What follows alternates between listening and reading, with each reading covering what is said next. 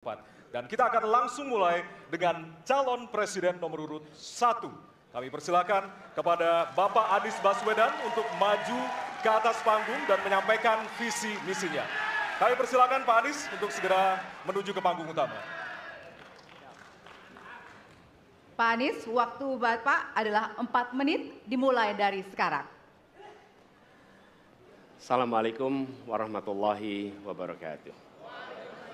Selamat malam dan salam sejahtera untuk semuanya. Bismillahirrahmanirrahim. Negara hukum menempatkan hukum sebagai rujukan utama untuk memastikan hadir rasa keadilan, memberikan kebermanfaatan, dan memberikan kepastian kepada semua. Ini harus dipegang teguh oleh pemegang kekuasaan, baik yang di puncak dan seluruh jajaran. Tapi apa yang terjadi? Banyak aturan ditekuk sesuai dengan kepentingan yang sedang memegang kekuasaan. Apakah ini akan diteruskan? Tidak. Ini harus diubah. Ini harus dikembalikan. Kemudian kita menyaksikan betapa pada hari-hari ini tatanan ketika kita menyelenggarakan pemerintahan sering tidak sesuai dengan prinsip-prinsip hukum yang kita pegang. Karena itulah kami melihat perubahan ini harus kita kembalikan. Negara ini adalah negara hukum, bukan negara kekuasaan. Dalam negara hukum, kekuasaan diatur oleh hukum. Dalam negara kekuasaan, hukum diatur oleh penguasa. Dan kita tidak menginginkan itu terjadi. Pada saat ini, kalau kita lihat hukum itu harusnya tegak begini. Inilah hukum. Dalam kenyataannya, dia bengkok. Dia tajam ke bawah, dia tumpul ke atas. Dan kondisi ini tidak boleh didiamkan, tidak boleh dibiarkan, dan harus berubah. Karena itu kita mendorong perubahan. Mengembalikan hukum menjadi tegak kepada semuanya. Dan bila kita saksikan hari ini, ada satu orang milenial bisa menjadi calon wakil presiden. Tetapi ada ribuan milenial, generasi Z yang peduli pada anak-anak bangsa, yang peduli pada mereka yang termarginalkan. Ketika mereka mengungkapkan pendapat, ketika mereka mengkritik pemerintah, justru mereka sering dihadapi dengan kekerasan, dihadapi dengan benturan, dan bahkan gas air mata. Apakah kondisi ini akan dibiarkan? Tidak, kita harus lakukan perubahan. Oleh karena itu, kami memperhatikan ini sebagai hal-hal yang mendasar. Yang tak kalah penting, ini kedua nih, yang tak kalah penting. Kita menyaksikan pada saat ini, ada peristiwa seperti peristiwa Ibu Mega. Ibu Mega Suryani Dewi, seorang ibu rumah tangga yang mengalami kekerasan rumah tangga, lapor pada negara, tidak diperhatikan, dan dia meninggal korban kekerasan. Apakah akan dibiarkan? Tidak, ini harus diubah. Dan tidak kalah penting, hadir bersama saya di sini ayahnya Harun Ar-Rasyid. Harun Ar-Rasyid adalah anak yang meninggal, pendukung Pak Prabowo di Pilpres 2019 yang menuntut keadilan pada saat itu. Protes hasil pemilu. Apa yang terjadi? Dia tewas sampai dengan hari ini tidak ada kejelasan. Apakah ini akan dibiarkan? Tidak, ini harus diubah. Karena itu, kami mendedikasikan diri, hadir untuk memberikan komitmen bahwa dari puncak sampai ke bawah, kami akan tegakkan hukum pada siapa saja. Kami kembalikan marwah kehidupan bernegara yang menempatkan hukum sebagai tempat yang paling tinggi. Dan ketentuan itu berlaku kepada semua, termasuk ketika menyangkut urusan ASN, menyangkut urusan TNI dan Polri. Terima kasih. Assalamualaikum warahmatullahi wabarakatuh. Terima kasih, Bapak Anies. Kami persilakan kembali ke tempat. Berikutnya kami persilakan. Harap tenang. Harap tenang. Harap tenang. Harap tenang para pendukung. Harap tenang. Hadirin, kita akan lanjutkan tenang. ya. Harap tenang. Kita akan lanjutkan. Kami persilahkan calon presiden nomor urut 2, Bapak Prabowo Subianto, untuk maju ke atas panggung dan menyampaikan visi dan misi. Baik, para pendukung harap tenang, kita akan lanjutkan. Baik, silakan. Bismillahirrahmanirrahim. Assalamualaikum warahmatullahi wabarakatuh. Salam sejahtera bagi kita sekalian. Shalom, Om Swastiastu, Namo Buddhaya, salam kebajikan. Terima kasih kesempatan yang diberikan kepada saya untuk menyampaikan visi dan misi. Kami menempatkan hukum, HAM, perbaikan pelayanan pemerintahan, pemberantasan korupsi, perlindungan terhadap semua kelompok di masyarakat sebagai sesuatu yang sangat penting. Karena itu dalam visi misi kita hal-hal ini ditaruh di paling atas. Kita sadar dan saya sadar sejak muda saya telah mengangkat sumpah untuk membela Pancasila dan Undang-Undang Dasar 45. Di dalam Undang-Undang Dasar 45 di situ pendiri-pendiri bangsa kita mendirikan sebuah republik. Republik itu harus didasarkan atas hukum dan kedaulatan rakyat. Itulah perjuangan saya selama ini. Dan saya pertaruhkan nyawa saya, jiwa saya untuk membela demokrasi, hukum dan HAM. Kita paham, kita mengerti masih banyak kekurangan.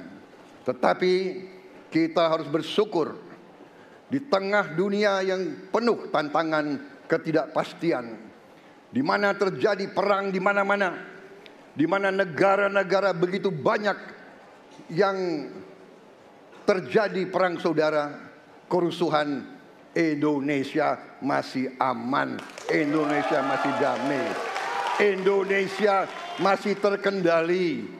Harga-harga masih terkendali. Ekonomi untuk rakyat kita masih aman. Karena apa? Karena kepemimpinan. Karena apa? Karena manajemen negara yang berhasil. Saudara-saudara, apakah di tengah 280 juta rakyat masa tidak ada kekurangan?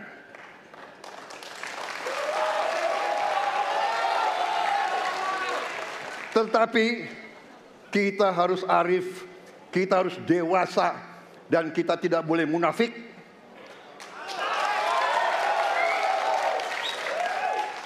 Pemimpin itu ingarso sung telodo, harus memberi contoh. Saudara-saudara sekalian, Prabowo Gibran, kita akan perbaiki yang harus diperbaiki. Kita akan tegakkan apa yang perlu ditegakkan. Dan kita bertekad memberantas korupsi sampai ke akar-akarnya. Memberantas korupsi sampai ke akar-akarnya. Saudara-saudara sekalian, saya kira demikian yang ingin saya sampaikan. Program kita baik, tujuan kita baik, keinginan kita baik.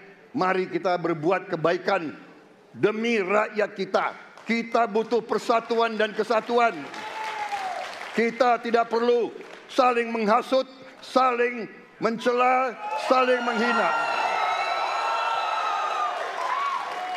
Demi rakyat kita yang kita cintai, kita butuh kesejukan, ketenangan, kerukunan. Kita negara majemuk, kita negara ratusan kelompok etnis, berbagai agama besar. Pemimpin harus sejuk, pemimpin harus dewasa. Waktu Anda habis, kami persilakan untuk kembali ke tempat duduk. Baik. Harap para tenang. pendukung diharap tenang, Hadirin. para pendukung diharap tenang. Para Hadirin, pendukung harap tenang. harap tenang. Nanti Harap ada tenang. waktunya untuk memberikan apresiasi dan juga teriakan serta tepuk tangan. Kita Ya. akan lanjutkan untuk pasangan berikutnya yang di penyampaian visi misi oleh calon Presiden nomor urut 3 kepada Bapak Prabowo, kepada Bapak Ganjar Pranowo. Kami persilakan untuk ke panggung. Harap tenang, hadirin harap tenang. Bapak Ganjar, waktunya 4 menit dimulai dari sekarang. Assalamualaikum warahmatullahi wabarakatuh. Selamat malam, salam sejahtera untuk kita semua. Om Swastiastu, Namo Buddhaya, Rahayu. Bapak Ibu yang sangat saya hormati, para hadirin pemirsa debat malam ini yang sangat saya muliakan. saya dan Pak Mahfud mulai perjalanan pada saat pembukaan kampanye dari ujung timur Indonesia dan barat. Dari Sabang sampai Merauke. Hanya ingin mendengarkan dan ingin melihat secara langsung apa yang disampaikan oleh rakyat. Apa yang dirasakan oleh rakyat sehingga ketika kontestasi 5 tahunan ini berlangsung, harapan itu ada dan masuk dalam pikiran seorang pemimpin, satunya pikiran, perkataan, dan perbuatan. Ini sesuatu yang sungguh penting. Di Merauke kami menemukan pendeta, namanya Pak Leo. Dia harus menolong seorang ibu ingin melahirkan, karena tidak adanya fasilitas kesehatan. Dan dia belajar dari YouTube. Sesuatu hak kesehatan yang tidak bisa didapat. Maka kita sampaikan kepada Pendeta Leo, kami akan bangunkan itu, dan kami akan kerahkan seluruh Indonesia, bahwa satu desa, satu puskesmas atau pustu, dengan satu nakes yang ada.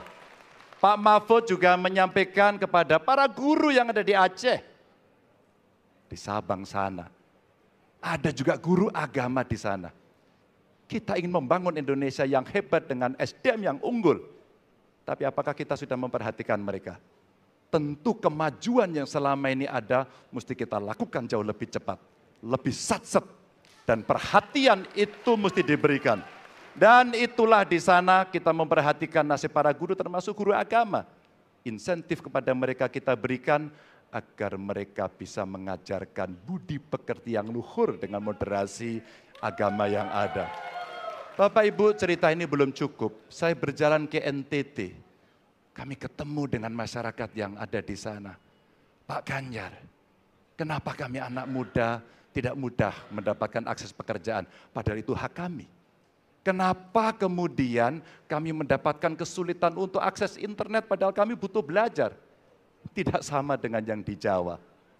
Catatan inilah yang mendorong pikiran kami, internet gratis untuk para siswa yang sedang bersekolah. Agar mereka punya kesamaan dengan kita semua yang ada di Jawa ini. Kami bergeser lagi, kemudian ketemu kawan-kawan penyandang disabilitas di NTB.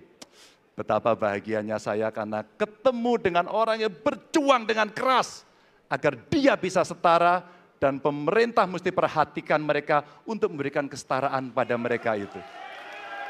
Tapi Bapak Ibu, saya mendengar ketika demokratisasi mesti berjalan dan demokrasi mesti kita jaga bersama, ada Ibu Sinta yang ketika menyampaikan pendapat harus berurusan dengan aparat keamanan. Ada Melki, ketua BEM yang kemudian ibunya harus diperiksa. Maka yang seperti ini harus usai. Dan mereka bisa mendapatkan kebaikan-kebaikan kalau governance terjadi. Maka yang ada di Kalimantan kami temukan. Masyarakat Dayak, mereka suku-suku yang ada, libatkan dong kami agar kami bisa mendapatkan akses yang sama. Semua ini bisa berjalan kalau kemudian pemerintahnya bersih. Pemerintahannya bisa akomodatif. Dan kita sikat korupsi itu tidak dengan kata-kata, dengan keseriusan. Pak Mahfud adalah mitra saya yang selama ini sebagai Menko mengeksekusi itu dengan baik. Kita akan lakukan itu, kami mohon dukungan rakyat, perintahkan kami untuk mengerjakan itu. Terima kasih. Wassalamualaikum warahmatullahi wabarakatuh. Kami persilakan kembali ke tempat. Hadirin, hadirin harap tenang. Hadirin, baik. Hadirin harap tenang, kita akan lanjutkan acara. Baik, kini saatnya baru kita akan sama-sama memberikan apresiasi tepuk tangan kepada seluruh calon presiden yang sudah menyampaikan visi misinya. Ya, usai jeda, kami akan memperdalam visi misi dari setiap calon presiden yang telah disampaikan tadi. Untuk itu tetaplah bersama kami di debat pertama Calon Presiden 2024.